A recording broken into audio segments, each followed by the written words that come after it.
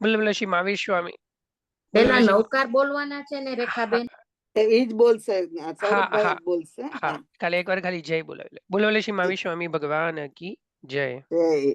ચાલો આપણે આજના આ સ્વાધ્યાયની શરૂઆત કરીએ એની પહેલા વિશ્વની શાંતિ માટે આપણે બધા જ 3 નવકારનું સ્મરણ કરશું. હું અહીંયાથી એક નવકાર ગણું છું, આપ 3 નવકાર ગણજો.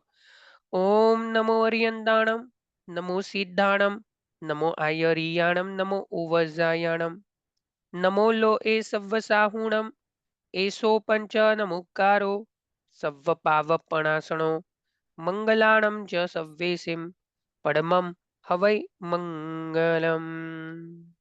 અંગૂઠે અમૃતવસે લબ્ધિતણા ભંડાર શ્રી ગુરુ ગૌતમ સમરિયે મનવાંચિત ફળદાતાર મનવાંચિત ફળદાતાર. બોલો બોલો શ્રી ગુરુ ગૌતમ સ્વામી ભગવાન કી જય. જય. આજે સ્વાધ્યાયની અંદર આપણા જૈન ધર્મની અંદર જીન શાસનની અંદર પછી ભલે શ્વેતાંબર હોય, દિગંબર હોય કે સ્થાનકવાસી હોય, કોઈ પણ પંથ હોય, પણ આપણા જૈન ધર્મની અંદર આ 5 મધર્સ, 5 માતાઓની વાત આવે છે. એ 5 માતાઓને સમજવાની છે અને એને આપણે કેવી રીતે આદર કરી શકીએ, કેવી રીતે રેસ્પેક્ટ કરી શકીએ, એની વાત આજે આપણે સમજવી છે. જીન શાસનની અંદર સૌ પ્રથમ માતા જો કોઈને કહેવામાં આવી હોય તો એ આપણા તીર્થંકર પરમાત્મા છે. એ તીર્થંકર પરમાત્મા એ માતાની કક્ષાએ, જેમ આપણને આપણી માએ જન્મ આપ્યો એવી રીતે આપણા હૃદયની અંદર આ તીર્થંકર માતા એક કરુણાનું બીજ. કરુણા એટલે શું, તો એની વાત હું કરીશ. Vote is the definition? આપણે ઘણીવાર સાંભળ્યું છે કરુણાને ઇંગ્લિશમાં શું કહેવાય, તો કે કમ્પેશન.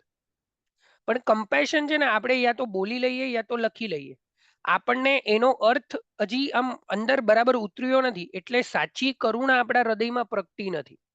એટલે આજે જે આપણા હૃદયની અંદર એ કરુણાનો બીજ જે રોપે છે એવા તીર્થંકર પરમાત્મા, એટલે કે પ્રથમ માતા જે કરુણાની માતા છે, એવા તીર્થંકર પરમાત્માની વાત કરવી છે. લેટ અસ ફર્સ્ટ અન્ડરસ્ટેન્ડ કે what is the meaning of કરુણા. કરુણાનો અર્થ શું? તો કે શારીરિક અને માનસિક પીડિત દુઃખી જીવોને જોઈને, કોઈક શરીરથી દુઃખી હોય, કોઈક માનસિક રીતે દુઃખી હોય, એ જીવોને જોઈને આપણા હૈયામાં, આપણા હૃદયની અંદર એવા ભાવ જાગે કે આપણે તેમના દુઃખોને દૂર કરીએ, એવા ભાવો અંદરથી ઉજાગર થાય, એ સાચી કરુણા. પછી એ આપણા ફેમિલી મેમ્બર્સ માટે નહીં. આપણા બધા કેવા છે ખબર છે કે આપણને જાતિ ફાયદો થતો હોય ને ત્યાં આપણે સેવા કરવા જઈએ. એટલે શાસ્ત્રકાર ભગવાન તેમ કે છે કે કરુણા ઓફકોર્સ આપણા સગા સંબંધી છે એના માટે પણ હૃદયની અંદર પ્રેમ ભાવ તો હોવો જ જોઈએ, પણ જે પારકા છે એ પારકા માટે કંઈક કરી મીટવા, કંઈક કરી ફીટવા માટે આપણે એના શારીરિક, એના માનસિક દુઃખોને દૂર કરીએ, એવી હૃદયમાં ભાવ જાગે, તો એ સાચી કરુણા કહેવાય.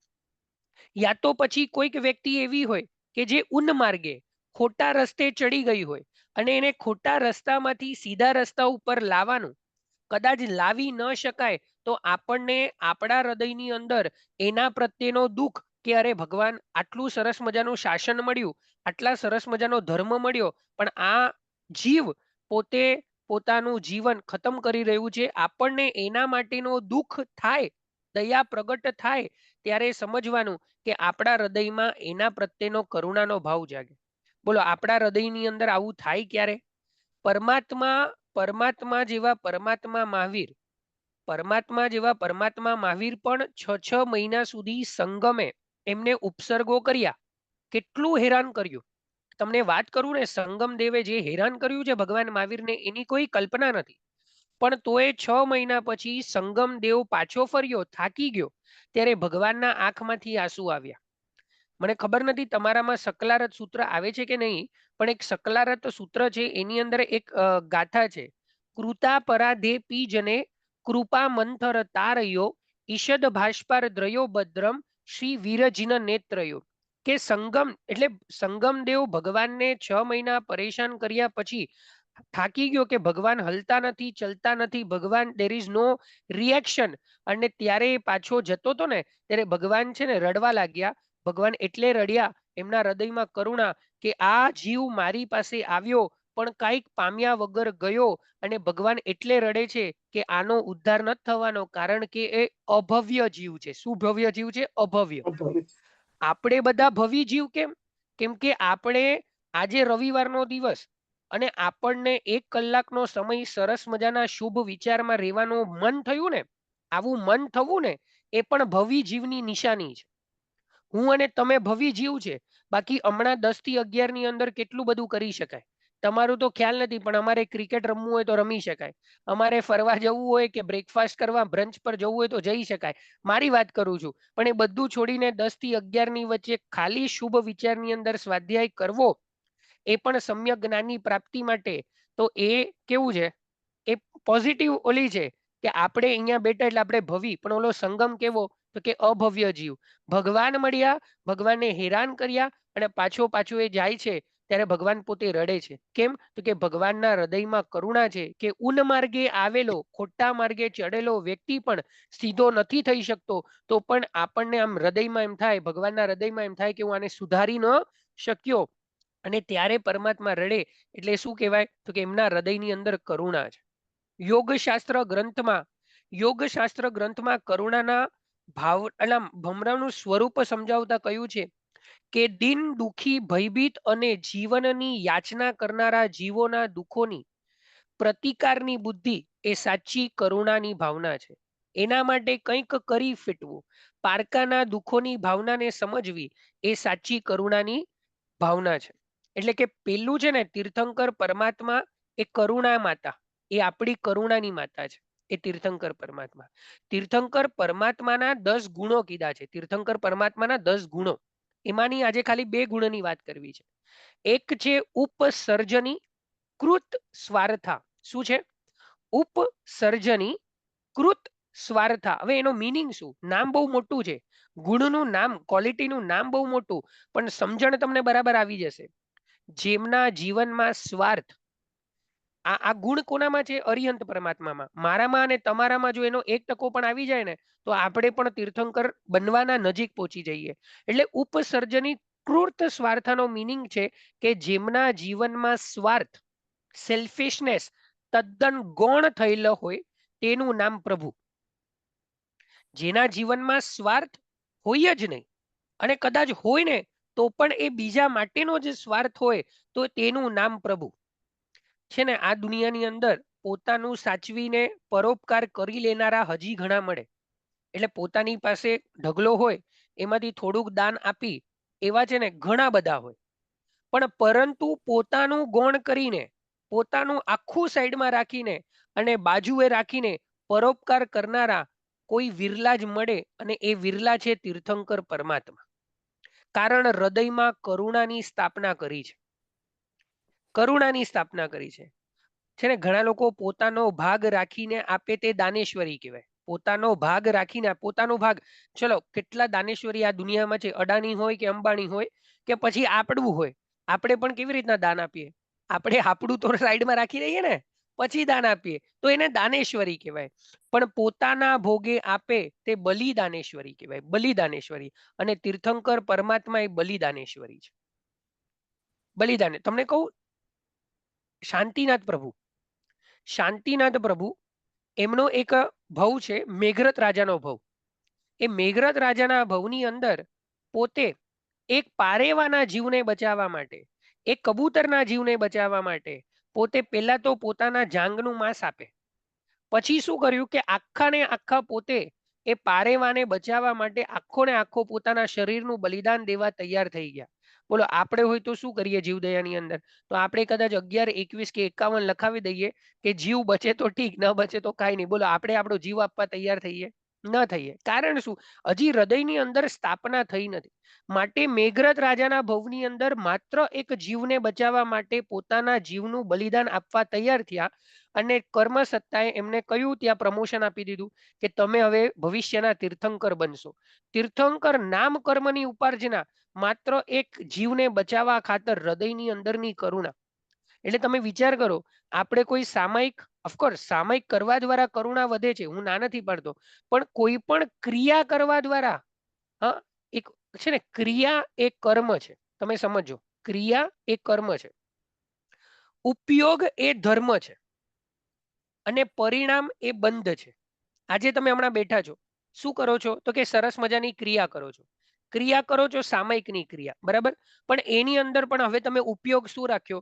તો કે ઘણા લોકો મુપત્તિ લઈને બેઠા છે.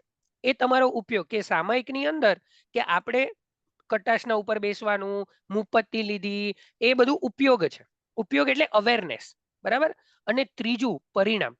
ઘણા લોકો આજે આમાંથી એવું બની શકે, તમે બધા નહીં, પણ એક એક્ઝામ્પલ લઈએ. ફોર એક્ઝામ્પલ, હું આજે મારા બધા ફ્રેન્ડ હમણાં 10 થી 12 ની વચ્ચે ક્યાંક ક્રિકેટ રમે છે, બરાબર? હવે બંને ફ્રેન્ડ, મને અને મારા ફ્રેન્ડને બંનેને ખબર છે કે આજે 10 થી 11 સ્વાધ્યાયનો ટાઈમ છે. પણ હવે મારે શું થયું? મારે રક્ષાબેનના કેવા પરથી 10 થી 11 સ્વાધ્યાયમાં આવવું પડ્યું. પણ બીજો ફ્રેન્ડ છે ને, એને એને આવું તું, પણ એને ક્રિકેટ રમવા માટે બીજા બધા ફ્રેન્ડે ફોર્સ કર્યો એટલે એ ક્રિકેટ રમવા જતો રહે છે, બરાબર? હવે હું અહીંયા તમારી સામે સ્વાધ્યાયમાં બેઠો છું, પણ મનમાં શું વિચાર કરું? પરિણામ શું છે? કે જો ઓલો મારો ફ્રેન્ડ જલસા કરે છે, ક્રિકેટ રમે છે, હું સામાયિકમાં બેઠો છું, પણ વિચાર કેવા? તો કે ઓલો રમે છે અને ઓલો ક્રિકેટ રમતા રમતા વિચાર કરે છે કે જો સૌરભભાઈ સરસ મજાનું સ્વાધ્યાય 1 કલાક કરતા હશે, કેટલી કર્મની નિર્જરા કરી અને એ પશ્ચાતાપ કરે છે એ ક્રિયામાં. ક્રિયા ખોટી કરે છે ત્યાં રમવાની, પણ વિચાર પરિણામ કેવા? બહુ શુભ છે. અને હું અહીંયા ક્રિયા સારી કરું છું, પણ મારા પરિણામ કેવા છે? તો કે ખરાબ છે. તો શાસ્ત્રકાર ભગવંત એમ કહે છે કે ક્રિયા સારી પણ અંદરના પરિણામ ખરાબ, તો કર્મનો બંધ ખરાબ. હું ક્રિયા સારી કરું ને તો પણ મને પાપ કર્મનો બંધ થાય, અને ત્યાં ઓલો ક્રિયા ખરાબ કરે છે ને તો એને પુણ્ય બંધ થાય. કારણ શું? એ પશ્ચાતાપના ભાવની અંદર છે કે યાર હું રહી ગયો, હું રહી ગયો, હું રહી ગયો, હું રહી ગયો. આપણા ઘરની અંદર પણ એવું થાય ઘણી વાર. કેવી રીતના? ચાની તપેલી હોય, ગરમ ગરમ ચાની તપેલી, બોલો તમે ચાની તપેલી હોય અને 10 મિનિટ હજી બાકી હોય ચા પીવાને, હા, તો તમે આપણે શું કરીએ? તો એની ઉપર છીબું મૂકીએ, બરાબર ને? એ તપેલી ઉપર છીબું મૂકીએ. હવે એમાં છે ને જીવદયાના પરિણામ બે રીતે જાગે. કેવી રીતના? એમાં એમાં બે જણાને અલગ અલગ લાભ છે. એક જણ એમ વિચારે કે ચા 10 મિનિટ પછી ઠંડી થઈ જાય એટલે છીબું ડાકે, અને એક જણ એમ વિચારે કે ચા જો ખુલ્લી રાખી તો એની અંદર કોઈ જીવ પડશે અને એની જીવની હિંસા થશે, માટે એ છીબું રાખે. બોલો પુણ્ય કોને વધારે મળે? બીજાને. બીજાને. કારણ શું? પરિણામ બહુ સારો છે. પરિણામ બહુ સારો છે. એટલે ખાસ કરીને યાદ રાખો કે આપણે ક્રિયા કોઈ પણ કરીએ, પણ પરિણામ હૃદયની અંદર સારું રાખવાનું છે. આજે આ સામયિક પણ કરીએ ને, તો સામયિકનો અર્થ છે ક્ષમતા ભાવને ટકાવી. આપણે ચેક કરવાનું કે દર મહિને એક એક સામયિક કરીએ છીએ, પછી આખા વર્ષ પછી એક સરવાળો કરવાનો કે મારી અંદર ક્ષમતા કેટલી આવી. ક્ષમતા છે ને, એક વડ બહુ નાનો, પણ એની અંદર બહુ બધું આવ્યું. ક્રોધ આવી જાય, માન આવી જાય, માયા આવી જાય, લોભ આવી જાય, સૌમ્યતા આવી જાય, તૃપ્તિ એટલે સંતોષ આવી જાય. હા, વર્ષ પછી નક્કી કરવાનું કે હું વર્ષ પહેલા જે ક્રોધ કરતો હતો એમાં મારું ઓછું થયું કે વધ્યું, એવું ચેક કરવાનું. તો ખબર પડે. નહીં તો શું થાય ખબર છે? આપણે બધા સેલ્સમેન જેવા છે. આપણે બધા કોણ છે? સેલ્સમેન. આપણને બધાને ધંધો જ કરવો છે. બોલો આપણે વાણિયા હોય ને તો એ સેલ્સ કરે કે પછી એની અંદર પ્રોફિટ પણ કરે? પ્રોફિટ પ્રોફિટ જ. કરે ને, પ્રોફિટ જ હમ કરે. સામાયિક છે ને, સામાયિક એ સેલ્સ છે. સેલ સેલ કર્યું, પણ એની હમ અંદર જો તમને ક્ષમતા આવી તો એ પ્રોફિટ. અમે લોકો હમ દેરાસર પૂજા કરવા જઈએ, હવે દેરાસરમાં ખાલી આમ આંગળીઓ ઠોકી ઠોકીને ભગવાનને આવી જઈએ અને પછી પ્રસન્નતા ન મળી તો લોસ. હમ પ્રસન્નતા એટલે હેપીનેસ. 99% હું દેરાસરના જેટલા પણ અમારા અમારા વાત થાય ને, તો અમે ઘણી વાર કહીએ તમે દેરાસર પૂજા કરવા જાઓ છો, પણ બહાર પૂજા કર્યા પછી બહાર આવ્યા પછી તમને હેપીનેસ આવે છે? મને કે ના સૌરભભાઈ, અંદર ગયા કોઈ કે પાટલો લઈ લીધો, કોઈ કે પાટલો ઠોકી દીધો, કોઈ કે ધક્કો માર્યો, કોઈ કે પૂજાની લાઈનમાં આગળ જતું રહ્યું, ગુસ્સો આવ્યો. તો મેં કીધું તો પૂજા ગણાય જ નહીં. એટલે હંમેશા યાદ રાખજો, ક્યારે પણ પરિણામ સારા રાખજો. એટલે અહીંયા પણ કરુણાના પરિણામ બહુ જરૂરી છે. અને આ કરુણા આપણા હૃદયમાં પ્રગટી કેમ નથી ખબર છે? કારણ શું? કારણ એ છે કે આ સંસારની કેમેસ્ટ્રી છે. સંસારની કેમેસ્ટ્રી શું છે? સ્વાર્થના સંબંધો અને સંબંધોમાં સ્વાર્થ. બરાબર? ભગવાનની ગુણ શું? ઉપસર્જની ક્રૂરત સ્વાર્થા. જ્યાં કોઈ સ્વાર્થ નથી એ પ્રભુ. અને આપણે સંસારમાં છીએ, હજી રખડપટ્ટી કરીએ છીએ. એનું કારણ છે કે આપણો સંસારમાં સ્વાર્થના સંબંધો છે અને સંબંધોમાં સ્વાર્થ છે. હું તમને એક એક્ઝામ્પલ આપું. ટ્યુબ ટ્રેનમાં જઈએ, ટ્યુબ ટ્રેનમાં જઈએ ને સૌથી પહેલા આપણી જગ્યા ગોતીએ, બરાબર ને? કે બાજુ હમ કોઈ જે પાછળ આવે છે એની જગ્યા ગોતીએ. આપણે એ નોર્મલ છે. તમે સ્વામી વાત્સલ્ય એટલે લંચ હોય, સાધર્મિક ભક્તિ હોય, તમારા વણિકમાં જમવાનું હોય અને લાઈનમાં ઊભા હોય, બરાબર છે. અને કોઈ ટ્રસ્ટી ગણાવે, કોઈ ટ્રસ્ટી આવ્યું એટલે ટ્રસ્ટીને એમ કહીએ ભાઈ મને આગળ બોલાવી લે ને. હવે આપણી આગળ બીજા 10 જણા હોય જેને ચાલી પણ ન શકતા હોય, ભૂખ લાગી હોય, આ હોય, આપણે વિચાર કરીએ ના આપણને સરસ મજાની શું મળી તો કે ચાલો કોઈક આપણને ટ્રસ્ટી આગળ લઈ ગયું તો આપણને બધાની સામે એમ દેખાડી કે આ છે. એનું કારણ શું? સ્વાર્થના સંબંધોને સંબંધોમાં સ્વાર્થ. આ જ છે ભગવાન જેવા ભગવાન છે ને, ભગવાન મહાવીર સ્વામી દાદા, તમને ખબર છે એમની કથા આપણે બહુ ઓછી કથાઓ સાંભળી છે. આપણે એમ સાંભળ્યું હશે કે ચંડકોશીને ડસ્યા, ચંડકોશી એમને ડસ્યો અને પછી દૂધની ધારા વહી, કરુણા વરસી, આ પછી ચંદન બાડાની સ્ટોરી સાંભળી. એક સ્ટોરી બહુ સરસ મજાની છે, બહુ નાનકડી છે પણ સમજવા જેવી છે. ભગવાન જેવા ભગવાન છે ને જંગલમાંથી પસાર થાય છે. પસાર થતા થતા એક ઝાડના ડાલી ઉપર એક ચીડિયા એટલે ચકલીને જોવે છે અને ભગવાન ત્યાં ઊભા રહી જાય છે. હવે શું જરૂરત છે બોલો? આપણને રસ્તામાં ગાડી જતી હોય ને રસ્તામાંથી કોઈ ફોક્સ પસાર થતું હોય તો આપણે હોર્ન મારીને એને ભગાવીએ કે ભાગ. ગાડી સ્લો કરીએ નો ડાઉટ, આપણામાં એટલી કરુણા તો છે, પણ આપણે હોર્ન મારીને કે ભાઈ આપણી પાસે એટલી પણ ઓલું નથી કે આપણે ત્યાં થોડીક વાર માટે ભાઈ એને પસાર થવું છે થઈએ, એને ડરાવીએ ને. પણ સૌરભભાઈ આવું કરવામાં પાછળથી ગાડી ઠોકી દે આપણને, એવું પણ થઈ શકે, બરાબર. પણ અહીંયા ભગવાન જંગલમાં ચાલ્યા છે, ભગવાન એ જંગલમાં ઊભા રહી ગયા, સામે એ ચકલી છે અને ભગવાન વેટ કરે છે કે આ ચકલી ક્યારે ઉડે. ભગવાન ઉડાવવાની પણ કોશિશ નથી કરતા. ભગવાન ત્યાં કૌશક મુદ્રામાં ઊભા થઈ ગયા કે જો હમણાં અહીંયાથી પસાર થઈશ એ ચકલીને ડર લાગશે અને ડરના કારણે એ ઉડી જશે, માટે હું અહીંયા જ ઊભા રહી જાઉં છું. જ્યાં સુધી ચકલી ઉડે નહીં ત્યાં સુધી ભગવાન ત્યાં ને ત્યાં જ ઊભા રહે. ભગવાન મહાવીર જ્યારે ગોચરી લેવા જાય ને તો એવા ઘરમાં ગોચરી લે કે જે ઘરની બહાર કોઈ પણ પશુ રહેતો ન હોય, કે પશુ ત્યાં આટા મારતા ન હોય.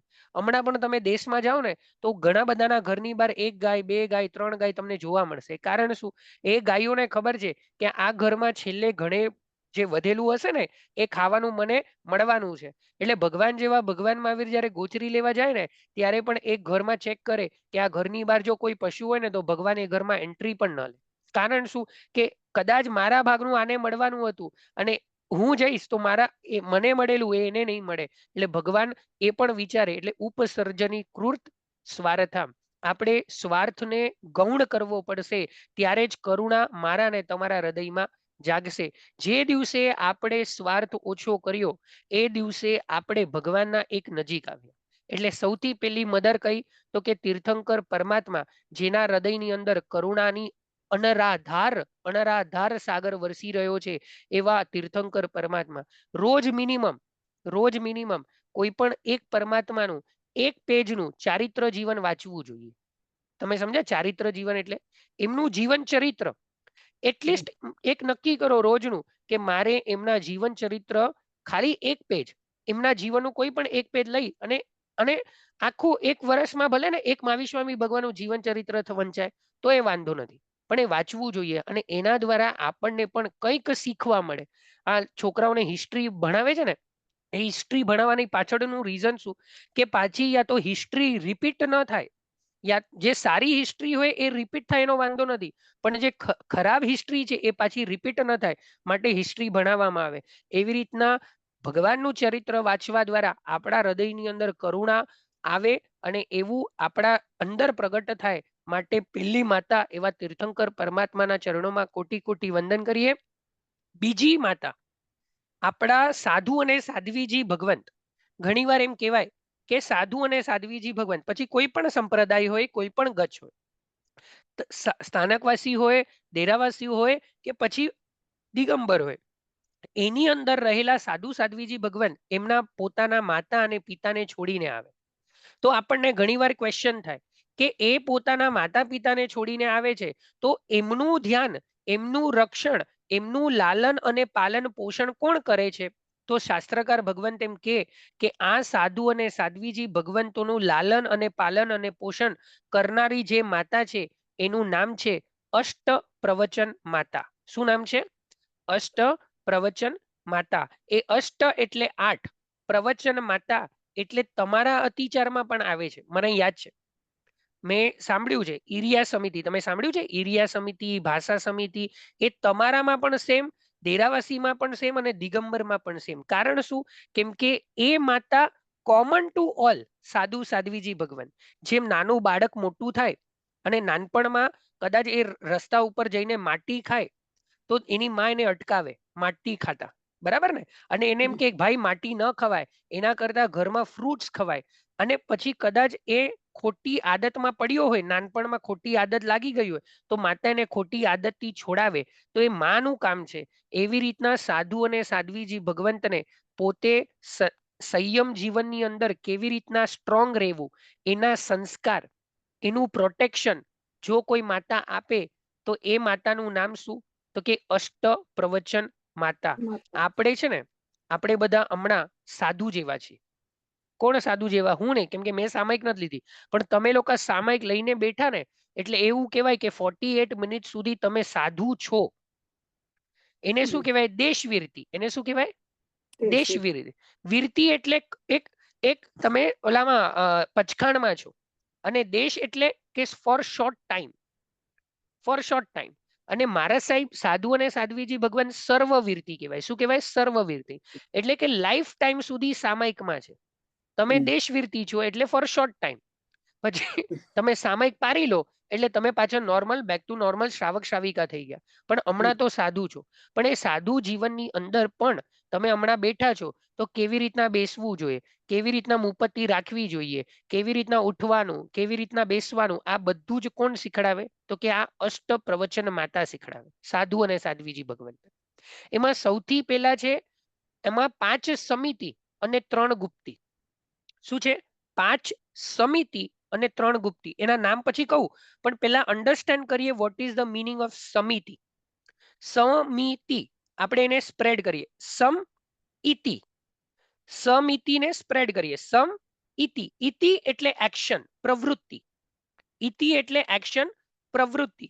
અને સમ એટલે સમ્યક પૂર્વક, સમજદારી પૂર્વક, ઉપયોગ પૂર્વક, વિથ અવેરનેસ. ઇંગ્લિશમાં એને શું કહેવાય? સમને વિથ અવેરનેસ.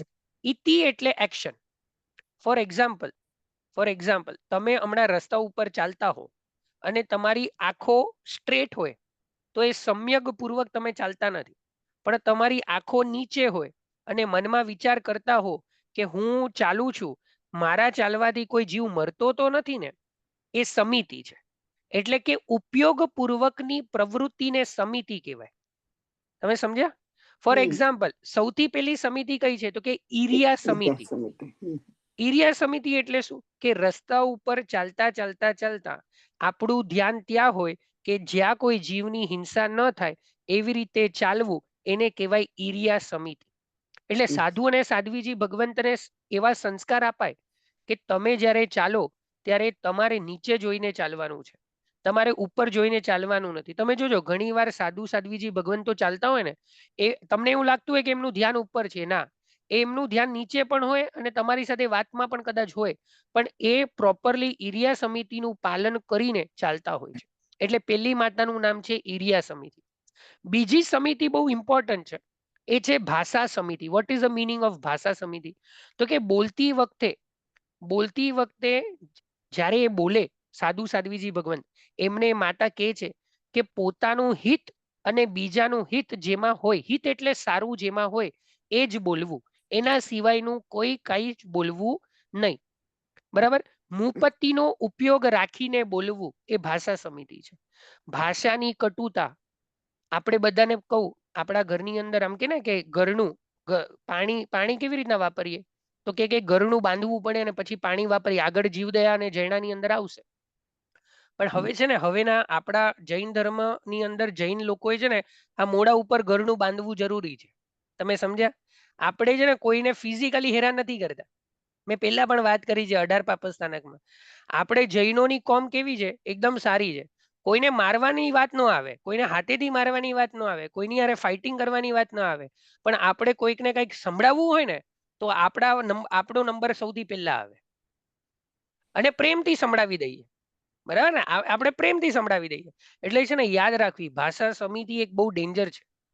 હા, ભાષા સમિતિ. આ જીભ આપણને કેટલા ભાવ પછી મળી? તો કે 29 નંબરનો એક ડિજિટ હોય, મલ્ટીપ્લાય બાય 29 નંબરનો એક ડિજિટ મલ્ટીપ્લાય બાય 25, એનો જે કેલ્ક્યુલેશન થાય એટલા ભાવ પછી મને અને તમને આ જીભ મળી છે.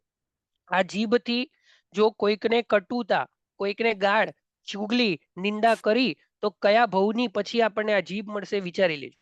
એટલે ભાષા સમિતિમાં અંદર સાધુ અને સાધ્વીજી ભગવંતને એ અષ્ટપ્રવચન માતા એટલે કે એ ભાષા સમિતિ શીખડાવે છે કે ક્યાં બોલવું, કેવી રીતના બોલવું, કેટલું બોલવું, કે કોનું પ્રિય એટલે કોઈનું પ્રિય જ બોલવાનું, હિતકારી જ બોલવાનું, એના સિવાયનું કાંઈ જ. પછી ત્રીજી છે યેષણા સમિતિ. યેષણા સમિતિ સાધુ આપણે તો કેવું છે, આપણને ખબર હોય કે આપણે હમણાં કંદમૂળ નથી વાપરવાનું, કે પછી કાંઈ ખાવામાં આ નથી વાપરવાનું, પણ હવે કોઈના ઘરે ગયા હોય તો કે સૌરભભાઈ ત્યાં તો આપણે ચલાવી લેવું પડે. કોઈના ઘરે ગયા હોય તો ચલાવી લેવું પડે ને, આપણે કે ચલાવી લેવું પડે. નહીં જસ્ટ કહું છું ભાઈ, એટલે હું હોય તો હું એ ચલાવી લઉં. હવે કોઈકને મહેમાન બોલાવ્યા એટલે બનાવ્યું હોય તો કે સૌરભભાઈ બધું બગડશે તો ચલાવી લઈએ. પણ સાધુ સાધ્વીજી ભગવંતને ગોચરી કેવી રીતના લેવી, કોના ઘરે લેવી, કેવી રીતના લેવી, તમને તો તમને અને અમારામાં તો હજી ઠીક છે, અને તમારા ત્યાં તો મને ખ્યાલ છે અમારા ઘરની અંદર સ્થાનકવાસીના સાધ્વીજી ભગવંતો આવે, લાઈટ અને પંખો કે ટીવી ચાલુ હોય ને તો એ ઘરની અંદર પગ પણ ન મૂકે. કેમ? તો એમના આચાર છે, એમની અંદરનો એ શીખડાવવામાં આવ્યું છે. યેષણા સમિતિ માતાએ શીખડાવ્યું છે કે આવા આવા આવા આવા જગ્યાએ તો ગોચરી લેવા જવાય નહીં. કેમ કે અન તેવું મન. શું કીધું છે? અન તેવું મન. એટલે કે જેવું જેના ઘરનું અન્ન વાપરીએ એવું તો એવું મન થાય. એટલે એવા જગ્યાએ પણ ગોચરી લેવાની ના પાડી છે. બરાબર છે? એટલે સાધુ સાધ્વીને ગોચરી પાણી વગેરે નિર્દોષ મેળવવા એ પણ કેવા નિર્દોષ એટલે કે વિધાઉટ એની પાપ રહિત, એને કહેવાય યેષણા સમિતિ. એ ત્રીજી માતા. ચોથી છે આદાન ભંડ મથ્થ નિખેવણા સમિતિ. આદાન બંડ મથ્થ નિખેવણા સમિતિ. Vote is the meaning of that? આપણે બધા તો કેવા છે કે હમણાં સામાયિકમાં બેઠા છે એટલે આપણે બધું બરાબર જોઈને બેઠા કે કોઈ કીડી મકોડો કઈ છે નહીં. પણ બોલો, આપણે કોઈ વસ્તુ લેતા મૂકતા કે પછી આપણે ચાદર ઘડી કરતા, આ કરતા, ઓલું જે પણ વસ્તુ આપણે બારી ખોલતા, બારી બંધ કરતા, આપણે ક્યારે વિચાર્યું છે કે કોઈ જીવ અહીંયા છે નથી, કેવી રીતના છે? પણ સાધુ સાધ્વીજી ભગવંતને કોઈ પણ વસ્તુ લેતા મૂકતા આપતા કે બારી ખોલતા કે કોઈ પણ વસ્તુ મૂકતા એમને ચેક કરવાનું કે આની અંદર કોઈ જીવ તો નથી ને, કે કોઈ જીવની હિંસા તો થતી નથી ને, એને બરાબર લેતા મૂકતા શીખડાવે. એ માતાનું નામ શું? તો કે આદાન બંધ મથ્થ નિખેવણા સમિતિ. પછી આવે છે ઉચ્ચાર સમિતિ. ઉચ્ચાર સમિતિ એટલે શું? તો કે ઉચ્ચાર સમિતિની અંદર સાધુ સાધ્વીજી ભગવંતોને માતૃ, માતૃ એટલે વોશરૂમ કેવી રીતના કરવું જોઈએ, એને કેવી રીતના કેટલું પાણી વાપરવું જોઈએ. આપણા તો ઘરની અંદર ટાંકી 25 લીટરની હોય તો સીધું ફ્લશ કરીએ, સીધા 25 લીટર ખતમ. હું તમને એક વાત કહું, ભગવાનનું આ શાસન આપણને મળ્યું ને, કદાચ આ G20ની જે મોટા મોટા લીડર્સોની મીટિંગ થાય એની અંદર ભગવાનની આ વાતોને મૂકીએ ને તો આ વોટર શોર્ટેજની જે વાતો થાય છે ને એ ન રહે. બરાબર? આવા આપણે પણ આપણને કીધું છે નાવાનું કેટલાથી ખબર છે? અડધી બાલ્ટી કે એક બાલ્ટીથી નાવાનું કીધું છે, બાલ્ટીથી. પણ હવે લંડનની અંદર બાલ્ટી ક્યાં મળે? લંડનની અંદર સીધું શાવર ચાલુ થાય, એ શાવરની અંદર એક જણ 10 મિનિટ માટે પણ નાય તો કેટલું પાણીનું વેસ્ટેજ થઈ જાય. અને બાલ્ટીમાં નક્કી કરો કે મારે આજે આટલી જ બાલ્ટીથી પાણીથી નાવું છે તો કેટલો પાણીનો બચાવ થાય, કેટલા અપકાયના જીવોને આપણે મારતા અટકાવી શકીએ. એટલે સાધુ ભગવંતના જીવનમાં ઉચ્ચાર સમિતિ એટલે કે માતૃ, કદાચ વધેલો આહાર આપણી ત્યાં કેવો છે કે આજનું બનાવેલું કદાચ વધી ગયું હોય ને, અને અમે ઘણી વાર કહીએ કે આજનું વધેલું કાલે ન ખવાય. એનું કારણ શું તમને ખબર છે? આજનું વધેલું કાલે ખાઓ તો એની અંદર લારિયા નામના જીવો ઉત્પન્ન થાય. કયા નામના જીવો? લારિયા. એ લારિયા એટલે સમજો કે ઘણા લોકો એમ કે ને કે સૌરભભાઈ આજની પાવભાજી કાલે ભાજી ખાઓ તો કેટલી સરસ ટેસ્ટી લાગે. અને ઘણા લોકો એમ કે મસાલો ચડી ગયો છે. મસાલો ચડ્યો નથી, એની અંદર લારિયા જીવો ઉત્પન્ન થયા, એનું ટેસ્ટ છે. લારિયા જીવોનું ટેસ્ટ છે. અને તમે જોજો કદાચ શરીર બગડે છે ને એનું કારણ સૌથી મોટું આ જ છે કે વાસી ખાવા દ્વારા શરીર બગડે છે. તમારા જીવનમાં વાસી ઓછું થઈ જાય ને તો આ બધા પહેલાના જમાનામાં બોલો વાસી ખવાતું નહોતું. મારા દાદા કે દાદીના જમાનાની અંદર એ લોકોના એકદમ પરફેક્ટ બનતું હતું, વાસી ખાતા નહોતા. આજે life expectancy has reduced from 100 years to 60-65 years. કદાચ લંડનમાં હજી સારું છે કે 80 years થશે કદાચ, પણ ઇન્ડિયાની અંદર 60-65 years. કારણ શું થઈ ગયું કે હવે બધા વાસી ખાતા થઈ ગયા, ફ્રેશ ખાવાનું જ બંધ થઈ ગયું. એટલે લારિયા જીવો ઉત્પન્ન ન થાય. એટલે એ પણ કેવી રીતના ઉચ્ચાર સમિતિની અંદર આ બધાને કેવી રીતના મેનેજ કરવું, એનું કેવી રીતના મેનેજમેન્ટ કરીને કેવી રીતના આ બગાડ જે થતો હોય, આહારનો બગાડ, તમે જોજો મારા સાહેબને આપણે ઘણીવાર એટલું બધું પ્રેમથી વોરાવીએ. હા, આપણે કે સાહેબ દાળ લઈ લો, દાળ લઈ લો, દાળ લઈ લો, ને આખી દાળ જોડી દઈએ. પછી એમને ખબર પડે કે જો આ વધી ગયું છે ને, તો એ ખાલી દાળ પીને આખો દિવસ ચલાવી લે. કેમ? તો મેનેજમેન્ટ એમને ઉચ્ચાર સમિતિ નામની માતાએ શીખડાવ્યું છે. પછી આવે છે 3, મનગુપ્તી, વચનગુપ્તી અને કાયગુપ્તી. ગુપ્તી એટલે શું? ગુપ્તી એટલે રક્ષણ, ગુપ્તી એટલે પ્રોટેક્શન. સમિતિ એટલે શું? કે એક્ટિવિટી વિથ અવેરનેસ.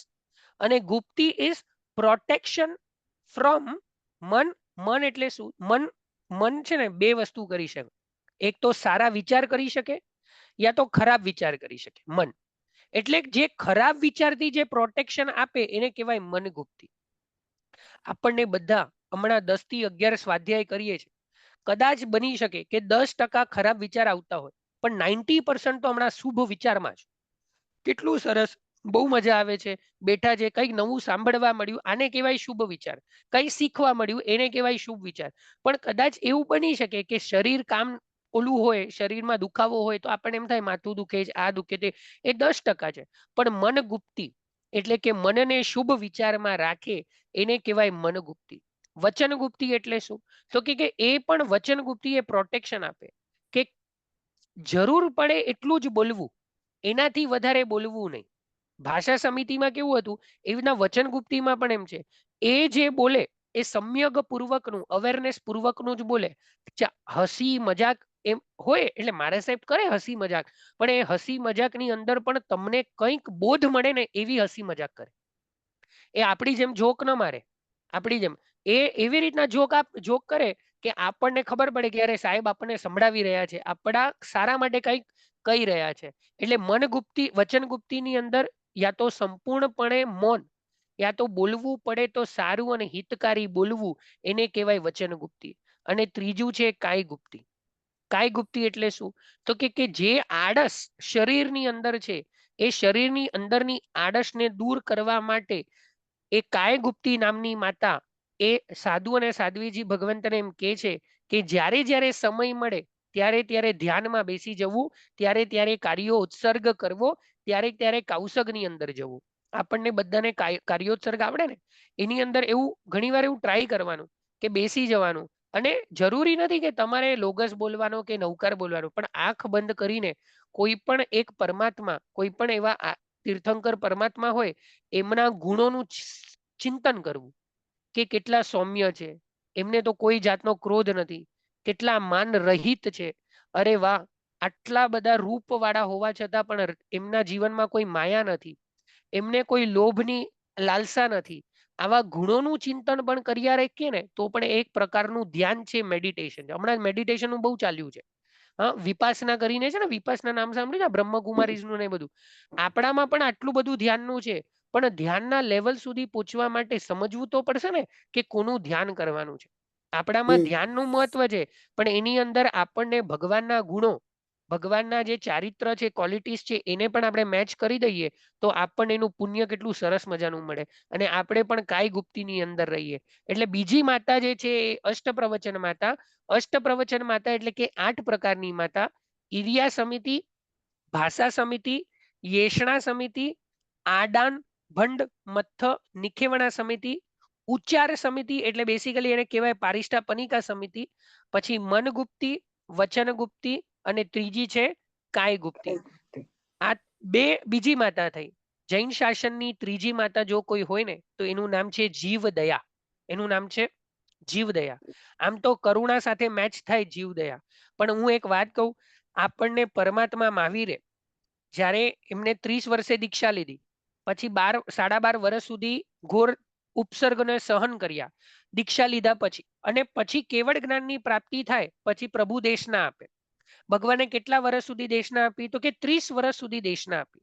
એ 30 વર્ષમાં 25,000 દેશના પ્રભુએ આપી. કેટલી? 25,000 થી વધારે દેશના પ્રભુએ આપી. હવે તમે મને એમ કહો કે સૌરભભાઈ આ 25,000 દેશનાની summary, what is the summary of 25,000 દેશના પ્રીચિંગ્સ ઓફ ભગવાન મહાવીર? તો ભગવાન મહાવીરનું એક જ એ સમરી આવે કે કોઈ પણ જીવને ત્રાસ પહોંચાડવો નહીં. આ પરમાત્માના 25,000 દેશનાનો સાર કોઈ પણ જીવને ત્રાસ પહોંચાડવો નહીં. જૈન ધર્મ એ જીવદયા અને અહિંસાને માને છે, અને માટે જ આ ત્રીજી માતા આપણે આપણા હૃદયની અંદર આમ બરાબર બેસાડવાની છે, કે પછી કોઈ પણ જીવ હોય એની માટે એની ઉપરની દયા. પછી એકેન્દ્રિય જીવ, બેઇન્દ્રિય જીવ, તેન્દ્રિય જીવ, ચૌરેન્દ્રિય જીવ અને પંચેન્દ્રિય. What is the meaning of એકેન્દ્રિય જીવ? તો કે જેની પાસે સ્કિન હોય એ એકેન્દ્રિય, જેની પાસે સ્કિન અને ટેસ્ટ હોય એ બેઇન્દ્રિય, પછી જેની પાસે સ્કિન ટેસ્ટ અને સ્મેલ કરવાની શક્તિ હોય ને તે ઇન્દ્રિય. 1, 2, 3 અને 4 હોય એટલે જોવાની શક્તિ હોય તો ચૌરેન્દ્રિય, અને 1, 2, 3, 4 અને આપણે એટલે કે સાંભળી શકીએ એવી પાંચે પાંચ ઇન્દ્રિયો હોય એને કહેવાય પંચેન્દ્રિય, એટલે કે આપણે. એટલે પાંચે પાંચ જીવો માટેની જીવદયા એ આપણા જીવનમાં હોવી જોઈએ. એ ત્રીજી માતા એટલે કે જીવદયા. એટલે આખું આપણું જૈન ધર્મ જે પાયા ઉપર ટક્યું છે એ નામ છે અહિંસા એટલે કે જીવદયા. અને જીવદયાનો મીનિંગ એટલે શું? તો કે જીવ એટલે લિવિંગ બી. પછી એમાં પાણી, માટી, વનસ્પતિ, જીવોથી માંડીને કીડા મકોડા બધા જ આવી ગયા. એને મારવું નહીં, એને મરાવવું નહીં, અને કોઈ મારતું હોય ને તો રાજી આપણે થવું નહીં. કોઈ મારતું હોય તો આપણે રાજી થવું નહીં. આ પણ એક પ્રકારની જીવદયા છે. આપણે મારતા તો નથી. પ્રોબ્લેમ શું છે ખબર છે? આપણે મારતા નથી. આપણે કોઈને મારવાનું કહેતા પણ નથી. પણ આપણો પ્રોબ્લેમ કેવું છે ખબર છે? કોઈક જગ્યાએ કંઈક એવું થતું હોય ને ત્યાં આપણે રાજી થતા હોઈએ છીએ. ફોર એક્ઝામ્પલ સર્કસ, આપણે તો જતા નથી પણ કોઈ જતું હોય. સર્કસની અંદર ઓલા જે જાનવરો હોય એ લોકોને મારે અને પછી એ લોકોની પાસે નાટકો કરાવે, જે કરાવે પછી આપણે રાજી થઈએ અને આપણે તાળી પાડીએ, તો એ પણ જીવદયા નથી. એટલે એમાં પણ આપણે દૂર રહેવું. એવી ક્યાંય પણ જગ્યાએ જ્યાં જીવોની કોઈક કરતું અને આપણે રાજી થવું પડે એવી જગ્યાએ જવું નહીં, એવું આપણે કરવું નહીં. એટલે એ પણ એક પ્રકારની જીવદયા છે. અને જીવદયા જીવનમાં ખાલી માત્ર 11, 21 કે 51 પાઉન્ડ આપીને આપણે જીવો છોડાવીએ કે જીવદયા કરીએ એ એક પ્રકારની જીવદયા છે, ના નથી પાડતો એને. પણ બીજી એક જીવદયા શું છે ખબર છે? આપણે આ લંડન દેશમાં છીએ અને આપણે બધા કરી શકાય. આપણે આ સમજો કે કોઈ નોન જૈન ફ્રેન્ડ હોય કે કોઈક ઇંગ્લિશ ફ્રેન્ડ હોય, બરાબર? આપણે આપણા ભગવાનનો જન્મ કલ્યાણક છે, આપણા ભગવાનનો દીક્ષા કલ્યાણક છે, આપણા પર્વ પર્યુષણ છે. ત્યારે ઘરેથી સરસ મજાની મીઠાઈ લઈને જવી, ઘરેથી સુખડી લઈને જવી અને એને કહેવું કે આ મારા ભગવાનનો જન્મદિવસ છે, તમે આ સુખડી સ્વીટ્સ તમે વાપરો. પછી એ તમને પૂછે કે તમારા ભગવાન કોણ, તમારા ભગવાનના ક્વોલિટીઝ શું છે? અને ત્યારે આપણે એમ કહેવાનું કે અમારા ભગવાન છે ને એક પણ નાનકડા જીવની હિંસા ન થાય ને એની પણ અમારા ભગવાને વાત કરી છે. અને જો આપણે આવા લોકોની અંદર ભગવાનના મેસેજને પહોંચાડીએ અને એને બરાબર તમારી વાત ફિટ થઈ ગઈ અને એ પણ જો નોન વેજીટેરિયનમાંથી વેજીટેરિયન અને વેજીટેરિયનમાંથી વીગન થઈ જાય, તો એનું જે પુણ્ય બંધાય એ જીવદયાનું પુણ્ય તમારા માથે બંધાય. એટલે આપણે ટ્રાય શું કરવાની? પ્રોબ્લેમ શું છે ખબર છે? હમણાં આપણા બધા લોકો હમણાં પ્રચારમાં બહુ પડ્યા છે. જૈનિઝમનો પ્રચાર કરો, જૈનિઝમનો પ્રચાર કરો. અને પ્રચાર કેવી રીતના થાય? પ્રચાર કેવી રીતના થાય? તો કે સરસ રીતે ફોટો પડાવ્યો એટલે પ્રચાર થઈ ગયો, અને પછી ફેસબુક પર નાખ્યો અને પ્રચાર થઈ ગયો. આ પ્રચાર નથી. હું હજી પણ કહું છું હા, કે જૈનિઝમનો પ્રચાર ફોટાથી નહીં થાય. જૈનિઝમનો પ્રચાર પોતાના આચારથી થશે, આચારથી.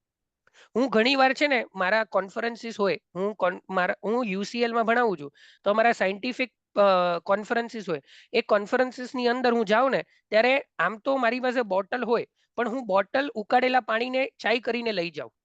હું દેખાડવા માટે લઈ જાઉં, બરાબર? એટલે બીજા આપણા જૈનોમાં ન દેખાડવું, પણ ત્યાં બધાની વચ્ચે ઓલી બોટલ લઈ જાઉં. અને પછી બધા પાણી પીતા હોય ને તો હું બોટલમાંથી પાણી પીવું. એટલે મને પૂછે કે તમે આ કેમ બોટલમાંથી પાણી પીવો છો? મેં કીધું, પછી મારે કહેવાનું કે હું ઉકાળેલું પાણી પીવું છું, બોઇલિંગ વોટર પીવું છું, બોઇલ્ડ કરેલું વોટર. એ કે why do you drink boiled water? પછી એને સમજાવીએ કે છે ને સાયન્ટિસ્ટ એમ કે છે કે કાચા પાણીમાં 1 મિલિયન જીવો જન્મ લે મરે, જન્મ લે મરે, જન્મ લે મરે. પણ અમે શું કરીએ? અમે નવકાર ગણી વોટરને બોઇલ કરીએ. એ જન્મ મરણના સાયકલ અમે એકવાર ખતમ કરી દઈએ અને અમે જીવતા કોઈ પણ જીવને મોઢામાં ન નાખીએ અને પછી એને ફિલ્ટર કરીએ, ગરમ પાણી પીવે. હું તમને સાચું કહું, 90% લોકો આર સો ઇમ્પ્રેસ્ડ. 90% લોકો કે we will also try. Problem ક્યાં છે ખબર છે? આપણને આપણા અગેન્સ્ટમાં કોણ આવે ખબર છે? આપણા જ લોકો આપણા અગેન્સ્ટમાં આવે. એટલે ઘણી વાર એવું થાય કે આપણા જૈનો આપણને ક્વેશ્ચન પૂછે અને સમજવા માટે પૂછે તો જવાબ આપવાનો, પણ આર્ગ્યુમેન્ટ માટે પૂછે તો એક કે બે વાર સમજાવીને પછી આપણે કહેવાનું કે ભાઈ મારી કોઈ પુણ્યાઈ નથી, એટલે મારી કોઈ લાયકાત નથી તમને સમજાવવાની, અને કદાચ એવું લાગે છે તમારી પુણ્યાઈ નથી સાંભળવાની, બરાબર ને? એટલે એવું સામે નહીં બોલવાનું, પણ મનમાં બોલીને છૂટી જવાનું, બરાબર છે? હા, એટલે અને આવું બને છે. મારું ખાલી કહેવાનો અર્થ શું છે ખબર છે? આપણા આચારને સ્ટ્રોંગ કરો. આચાર પ્રચાર ઓટોમેટિક થઈ જશે. જ્યાં સુધી આચાર સ્ટ્રોંગ નહીં થાય ને ત્યાં સુધી પ્રચાર કરવાનો કોઈ અર્થ નથી. ખબર તો પડવી જોઈએ ને કે અમે જીવદયા પાલક છીએ, અમે જીવોની રક્ષા કરીએ છીએ, પણ એની માટે કરીને બતાવવું પડશે. ખાલી ફોટા પાડી લઈશું તો ક્યાંથી ચાલશે? એટલે ખાસ ધ્યાન રાખજો કે આ જ્યાં જાઓ ને ત્યાં જીન શાસનના પ્રચાર માટે પેલા આચાર સ્ટ્રોંગ કરવાના. આચાર એટલે શું? આપણી પોતાની અંદર રહેલા હેબિટ્સ જે પરમાત્માએ કીધી છે એ હેબિટ્સ પાડી અને પછી બતાવવાનું કે જો આ અમારા ભગવાને કીધું છે, હું કરું છું એમ નહીં, મારા ભગવાને બતાવ્યું માટે હું કરું છું. એટલે ઓટોમેટિક એ લોકો ઇમ્પ્રેસ થાય, અને ઇમ્પ્રેસ થયા વગર રહે નહીં, બરાબર? એટલે ખાસ જીવદયાનું પાલન કરવું હોય તો જીવદયા માટે પરમાત્માના જે વાત છે, જીન વચન છે, એનો આપણે બધી જગ્યાએ ફેલાવ કરવો જોઈએ, અને બની શકે તો એટલું સ્ટ્રોંગલી એમને સમજાવવું જોઈએ કે જીવદયા પાડવી એ જીન શાસન અને જીનેશ્વરની વાત છે, અને જો એ પાડે તો 100% આપણને એનું પુણ્ય મળે. ચોથું છે જૈના. ચોથી માતાનું નામ શું છે? જૈના. પહેલી માતા તીર્થંકરની માતા કરુણા, બીજી માતા અષ્ટપ્રવચન માતા, ત્રીજી છે જીવદયા, અને ચોથી છે જયણા. What is the meaning of જૈના? જૈનાનો મીનિંગ છે જીવ રક્ષા, જીવ રક્ષા માટેની કાળજી. જીવદયા અને જૈનામાં ડિફરન્સ શું? જીવદયાની અંદર ડિફરન્સ એ છે કે જીવોને બચાવવા, એટલે કે જીવોને અભયદાન આપવું. અભયદાન એટલે સમજો કે કોઈકને ફાંસીનું ઓલું શું કહેવાય, ડેથ આપે, ફાંસીની સજા આપે, અને તમને એક ઓલી મળી છે લાયસન્સ ટુ સ્ટોપ દેટ ફાંસી, અને તમે એ જીવને ફાંસીથી અટકાવી દો, એટલે તમે એક જીવને જીવનદાન આપ્યું, એને જીવદયા કહેવાય. પણ જૈનાની અંદર શું છે?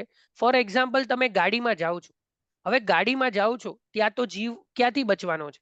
એ તો મરવાના જ છે. આપણી ગાડીના ટાયરની નીચે આપણી ધ્યાન ક્યાં રહેવાનું છે? એ તો મરવાનું છે. પણ આપણે નક્કી કરીએ કે મારે ગાડી દિવસમાં ખાલી એક જ વાર કાઢવી, 2 વાર કાઢવી, 3 વાર કાઢવી, બાકી બધા ટાઈમ હું ચાલીને જઈશ. ચાલવામાં પણ જીવની હિંસા તો છે, પણ કમ્પેર કરો કે ચાલવામાં અને ગાડી ચલાવવામાં કેટલા જીવોનો બચાવી શકીએ આપણે. તો એવું જે નક્કી કરે કે મને આજે આખા દિવસમાં અગર કદાચ નજીક જવું છે ફોર 10 મિનિટ્સ વોક, તો હું ગાડી નહીં કાઢું, હું ચાલીને જે કામ છે એ પતાવી લઈશ. એ એક પ્રકારની જૈના છે, એક પ્રકારની જૈના છે. આપણા ઘરમાં તો સારું છે કે પંખા નથી, પણ ઇન્ડિયાની અંદર પંખા 24 કલાક ચાલુ હોય અને મમ્મીઓ ગરમ થતી હોય. હા, પણ આપણા અહીંયા શું છે તો કે આપણા અહીંયા હવે પંખા ચાલુ થશે, આજે વેધર સારું છે એટલે ગરમી ગરમી ગરમી. હું તમને કહું, આ દેશની અંદર સૌથી વધારે નિંદા આપણે કોની કરીએ ખબર છે? લોકોની નિંદા નથી કરતા, આપણા લંડનની અંદર રહેલું જે વેધર છે ને એની નિંદા વધારે કરીએ. હા, કાલે ઠંડી હતી તો કે બહુ ઠંડી લાગી, આજે 30 ડિગ્રી આવશે તો આપણે કહેશું 30 ડિગ્રી આવી, બરાબર છે ને? આપણે અનુકૂળતા રતિ અરતિની અંદર બહુ ફરાઈ ગયા છે. એટલે બની શકે તો આપણા જીવનની અંદર જ્યાં સહન થઈ શકે, જ્યાં જૈનાનું પાલન થઈ શકે ત્યાં જૈનાનું પાલન કરવું બહુ જરૂરી છે. અને આ તમે બહેનો અહીંયા બેઠા છો એટલે ખાસ કહીશ, તમે સવારના ઉઠો ત્યારે તમારે સવારના સૌથી પહેલા ક્યાં જવાનું હોય? તો કે રસોડાની અંદર. અને રસોડાની અંદર 5 જીવો તમને મળશે. એકેન્દ્રિય જીવ એટલે કે મીઠું મળે, બેઇન્દ્રિય જીવ મળે, પછી તેઇન્દ્રિય, એકેન્દ્રિય અને બેઇન્દ્રિય જીવ તો તમને ત્યાં જ મળી જાય. ક્યાં? રસોડામાં. પછી તેઇન્દ્રિય જીવ એટલે એ પણ તમને રસોડાની અંદર કોઈક કીડી કે બધું જ મળી જશે, બરાબર? હવે એકેન્દ્રિય જીવની અંદર પણ તમને પૃથ્વીકાય મળે, એના પણ પાર્ટ્સ છે પાછા. એકેન્દ્રિયમાં પણ પૃથ્વીકાય એટલે મીઠું, એકેન્દ્રિય એટલે મીઠું, બરાબર? પૃથ્વીકાય, અપકાય એટલે પાણી, તેવકાય એટલે અગ્નિ એટલે કે ફાયર, પૃથ્વીકાય, અપકાય, તેવકાય. વાયુકાય એટલે જે હવા છે, હવા એ વાયુકાય. અને પછી વનસ્પતિકાય એટલે વેજીટેબલ્સ, એટલે વેજીટેબલ્સ. પૃથ્વીકાય, અપકાય, તેવકાય, વાયુકાય, વનસ્પતિકાય. મારે તમને પૂછવું છે, તમારા ઘરની અંદર મીઠું ઢોળાય તો વધારે ગુસ્સો આવે કે ઘી ઢોળાય તો વધારે ગુસ્સો આવે? ઘી ઢોળાય તો. ઘી ઢોળાય તો. એ પ્રેક્ટિકલ છે કે ઘી ઢોળાય તો વધારે ગુસ્સો આવે, કેમ કે ઘી કિંમતી છે, મોંઘું છે. 17-18 પાઉન્ડ કિલો કે 2 કિલો મળે છે એટલે મોંઘું છે. મીઠું બહુ સસ્તું છે. પણ શાસ્ત્રકાર ભગવંત એમ કે છે કે ઘરની અંદર મીઠું ઢોળાય તો એનું જે પનિશમેન્ટ લખ્યું છે એ ઘોર ઘોર ઘોર બહુ જ ડેન્જરસ છે. કારણ શું? તો કે કાચા મીઠુંનું એક એક કણ, એક એક પાર્ટિકલ્સ એની અંદર જીવ છે. એટલે મીઠું જે છે, તમે જોજો બીજા કોઈ ધર્મમાં તમે વાત કરો ને કે બેન મીઠું ઢોળાય તો શું થાય, તો બીજા ધર્મના લોકો પણ એમ કહેશે કે મીઠું ઢોળાય તો અપશુકન ગણાય. મીઠું ઢોળાય તો અપશુકન ગણાય. પગમાં ન આવવું જોઈએ મીઠું, એવું બીજા ધર્મના કે છે. હવે લોજિક એ છે કે મીઠું ઢોળાય તો હરેક મીઠુંના કણ એ જીવ સમાન કીધા છે ભગવાને એમના કેવળ જ્ઞાનના દ્રષ્ટિમાં જોયું છે. એટલે મીઠાને કાચા મીઠું જે હોય, પિંક સોલ્ટ નથી કીધો, જે હિમાલયા સોલ્ટ છે ને એ તો પાક્કું આવે છે. પાક્કું એટલે એ ગરમ કરેલું હોય. હવે એની અંદર જે જીવ હતો ને એ હવે પૂરો થઈ ગયો છે એમ. પણ જે કાચું મીઠું છે, ટાટા સોલ્ટ આવે, એ ટાટા સોલ્ટ તમે લો, એ ટાટા સોલ્ટ ની અંદર એક કાચું મીઠું કહેવાય. એટલે કાચું મીઠું પણ બહુ ધ્યાનથી અને ધ્યાનપૂર્વક વાપરવું. એટલે કોઈ ડબ્બામાં તમે મીઠું રાખો ને તો મેક શ્યોર કરજો કે આટલું તો આપણે કરી શકીએ, એની ઉપર ચમચી નહીં મૂકવાની. હા, કેમ નહીં મૂકવાની? તો કે મીઠાના ડબ્બાની અંદર તમે ચમચી મૂકો એટલે જેટલા ચમચીનો જે ભાર છે મીઠાના જીવો ઉપર પડે. આટલી પણ કરુણા રાખવાની. આટલી નાની નાની તમે જીવદયા પાડો ને. હમણાં પ્રોબ્લેમ શું છે ખબર છે? આપણા જે રીતે હમણાં પહેલાના જમાનાની અંદર છે ને લોકો આમ બેઠા બેઠા પેપર વાંચતા વાંચતા કોઈકની હારે વાત કરતા કરતા રામ બોલો ભાઈ રામ થઈ જતા હતા. એકદમ શાંતિથી, નો દવા, નથિંગ, કોઈ જાતનું દુઃખ નહીં. આજનું જમાનો આવ્યો છે એમાં માણસ રીબાતા રીબાતા ઉપર જાય છે. એનું કારણ શું? એ રીબાય છે કેમ? કારણ કે જૈના પાલન થતી નથી. પહેલાના જમાનાની અંદર માટલા હતા. માટલા ખબર છે ને? માટીના માટલા હતા. એ માટલાને રોજ ગળીને પાણી ભરાય, પછી એ માટલાને રોજ એટલે આખો દિવસ થઈ જાય પછી એને ધોઈ નાખે અને પછી પાછું એમાં પાણી ભરે. હવે આજકાલ એ બધું જતું રહ્યું, સીધું નળમાંથી પાણી, કાચું પાણી, અણગણ પાણી ચાલુ થઈ ગયું છે. એટલે ખાસ જીવનની અંદર એકેન્દ્રિય, બેઇન્દ્રિય, તેન્દ્રિય, ચોરેન્દ્રિય, પંચેન્દ્રિય બની શકે. બહુ સિમ્પલ સિમ્પલ છે. તમે મને એક વાત કહો, તમે જ્યારે માર્કેટ જાઓ છો, સુપર માર્કેટ જાઓ છો, હા, તમારું તો ખબર નહીં, અમે અહીંયા કિંગ્સબરી જઈએ તો અમારા ત્યાં પણ એટલા બધા ગુજરાતી છે. તો શું કરે ખબર છે? ઓલા થેલીની અંદર ભીંડો હોય ને તો ભીંડાને નખ મારીને ચેક કરે કે આ ભીંડો બરાબર છે કે નહીં. ભીંડાને નખ મારીને ચેક કરે. હવે તમે વિચાર કરો, એ ભીંડોનો જીવ છે, એ જીવને તમે નખ માર્યો, હા, અને પછી તમને શું લાગે છે એનું પનિશમેન્ટ નહીં મળે? આ તો શું કહું છું, જેને જ્ઞાન નથી એને જ્ઞાન જ નથી. પણ આપણે તો જૈના હવે સમજ્યા છે, તો આપણે એટલું તો નક્કી કરીએ કે જે મળ્યું, કદાચ એક ભીંડો, બે ભીંડો ખરાબ આવશે, પણ નખ તો નહીં મારું. કોઈ પણ એવા વનસ્પતિ કાયના જીવને નખ મારીને તો સિલેક્ટ નહીં જ કરું. પ્રેમથી એને હાથમાં બહુમાનપૂર્વક ઉપાડીને આપણે વાપરવાના છે. પાપ તો એમે કરવાના છે. તો આપણે સાચવી સમજી અને સમજદારીપૂર્વક કેમ ન કરીએ? ઘરની અંદર જ્યારે તમે, આ તો તમારા બધા તો સારું છે, પણ હવેનું નવું જનરેશન કેવું ખબર? કે હવે પેલા તો છે ને આપણા જે લિવિંગ રૂમની અંદર ઓલા આવતા હતા, શું આવતા હતા? ટીવી. પછી બેડરૂમમાં ટીવી આવ્યા. હવે નવું થઈ ગયું, ફ્રીજ ઉપર ટીવી આવે છે. એટલે ફ્રીજ ઉપર ટીવી એટલે રસોડામાં બનાવતા બનાવતા ટીવી જોવાનું. તમે વિચાર કરો, જે ટીવી ઉપર જે અભદ્ર કદાચ ચાલતું હોય, ફાઇટિંગ વાળા સીન ચાલતા હોય ને એનાથી રસોઈ બનાવો, પછી તમે એમ કહો કે મારા ઘરમાં સૌરભભાઈ બધાના માથા બહુ ગરમ છે. એનું કારણ શું? કે તમે જે વિચારમાં જોવો છો ને ટીવી, એ વિચારથી તમે રસોઈ બનાવો છો અને એ જ વિચાર એના જ મનમાં જાય છે, એટલે એનો ગુસ્સો વધે છે. અંત એવું મન જેવી વાત છે. એટલે બની શકે ને તો જ્યારે તમે, આપણે પહેલા વાત કરી છે કે નહીં મને નથી ખબર, પણ બની શકે ને તો જ્યારે મીઠુંનો ઉપયોગ કરો ત્યારે નમો અરિયંતાણમ બોલવાનું. હળદરનો ઉપયોગ કરીએ ત્યારે નમો સિદ્ધાણમ બોલ, નમો આયરિયાણમ બોલવાનું. લાલ મરચુંનો ઉપયોગ કરીએ ત્યારે નમો સિદ્ધાણમ બોલવાનું. પછી ગ્રીન નમો ઉવઝાયણમ, વનસ્પતિ કાઈને સુધારીએ ત્યારે નમો ઉવઝાયણમ બોલવાનું. રાઈ છે, મરી છે, એનો ઉપયોગ કરીએ ત્યારે નમો લોએ સવ્વ સાહુણમ બોલવાનું. આ બોલવા દ્વારા આવું 6 મહિના સુધી કરો અને ઘરની અંદર જેને બહુ ગરમ મગજ હોય ને એને તમે આ ખવડાવો, 6 મહિનાની અંદર ફરક આવશે, 100% ફરક આવશે. કારણ શું? આ પાંચે પાંચ પરમેષ્ટિની અંદર ક્રોધને ઓછા કરવાની દવા છે. અને તમારા મંત્રોચ્ચાર દ્વારા એ 100% સાક્ષાત્કાર થાય. એટલે ચોથી જે માતા છે, જૈણા ઉપર તો બહુ બોલાય, પણ આજનું જે ઘરે લઈ જવા જેવું જો પોઈન્ટ હોય ને, તો જૈણા આપણા રસોડાની અંદર બની શકે એટલી જીવોને બચાવવાની કાળજી કરવી એ જૈણા છે. અને કરજો. રોજ થોડી થોડું, બહુ બધું નથી કરવાનું, પણ થોડું થોડું કરવાનું છે. જેટલી આપણી શક્તિ છે એટલી કરવાની છે. અને પાંચમી માતા એટલે કોણ? તમે બધા કોણ છો? કોઈકના કોઈકના પુત્ર કે પુત્રીની માતા છો. આ પાંચમી માતા, એનો પણ ઉપકાર ક્યારે ભૂલવો નહીં. કારણ શું? કેમ કે એ માતા જેને મને અને તમને જન્મ આપી, એ આપણી જન્મદાત્રી માતા. એ જન્મદાત્રી માતાએ મને અને તમને આંગળી પકડીને ભગવાનના દર્શન કરાવ્યા. મને ને તમને આંગળી પકડીને ઉપાશ્રયના દરબારે જઈને સાધુ અને સાધ્વીજી ભગવંતની મુલાકાત કરાવી.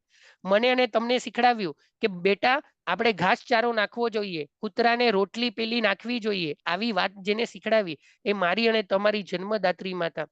તમે કદાચ 70 ના થયા હોય ને, તો એ આપણે આપણી માતાને રોજ યાદ કરવાની કે હે માં, તે આ બધું આપ્યું ને, ત્યારે જ હું અહીંયા સુધી પહોંચ્યો છું. બાકી માના ઉપકાર સિવાય હું અને તમે અહીંયા સુધી પહોંચી જ શકતા નથી. એક સરસ મજાની વાત આવે છે. આપણે એમ કહીએ ને કે માતા માતા શું ગાય? તો કે હાલરડું ગાય. હાલરડું ગાય ને. હવે હાલરડુંનો અર્થ શું છે? તમે ક્યારે વિચાર્યું what is the meaning of હાલરડું? એ માતા ક્યારે હાલરડું ગાય? કે એમનો જ્યારે દીકરો રડતો હોય અને માતા એને સુવડાવતી હોય, ત્યારે એને શું કે ખબર છે? એ હાલરડું ત્યારે ગાય. હાલરડું કે બેટા, હવે તું શાંત થઈ જા, હાલ હું રડું છું. શું કે? હવે તું શાંત થઈ જા, હાલ હું રડું છું. આવી માતા છે. એટલે પાંચમી માતા જે આપણને જીન શાસનમાં મળી, એ આપણી જન્મદાત્રી માતા. એ જન્મદાત્રી માતાને પણ રોજ જ્યારે પરમાત્માને યાદ કરીએ, ભલે આપણી માતા પરલોક સીધાવી ગયા હોય, તો પણ એ માતાને યાદ કરવી. આવી પાંચ પાંચ માતા આપણે જૈન ધર્મમાં છીએ અને આપણને મળી છે. We should be very happy about it. Yes. ચાલો, આજનું આ સરસ મજાનું સ્વાધ્યાય, આમાંથી આ પાંચે પાંચ માતાઓને રોજ યાદ કરીએ અને આપણે સરસ રીતે આપણી કર્મની નિર્જરા કરીએ, એવી ભાવના રાખીએ. જીન આજ્ઞા વિરુદ્ધ કંઈ પણ બોલાઈ ગયું હોય તે સવી હું મન વચન કાય કરી મિચ્છામી દુક્કડમ.